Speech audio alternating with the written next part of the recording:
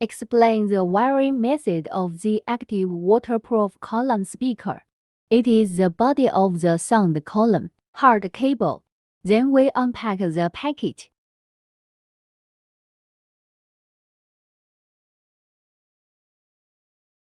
After taking it apart, we will get these four things: sound column, 12 volts and 2 amperes speaker power identifier, column sound wall bracket, 1.2 double lotus audio cable.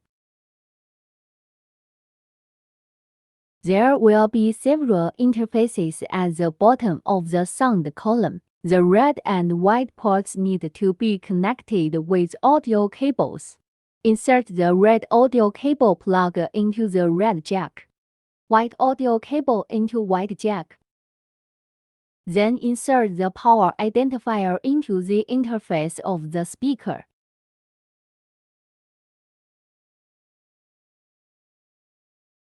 Then connect the audio cable to the host speaker interface.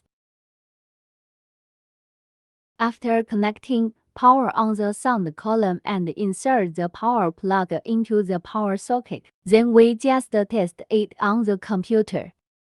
Select the speaker point to test. If the connection is successful, there will be a sound from the sound column. You can also turn the volume knob at the bottom of the sound column to adjust the volume.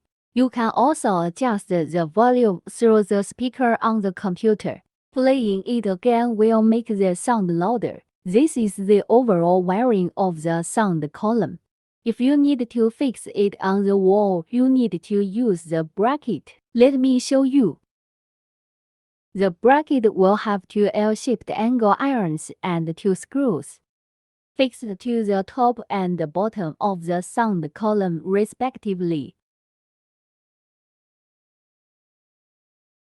After installing the screws, the other side of the L-shaped leg is directly fixed to the wall.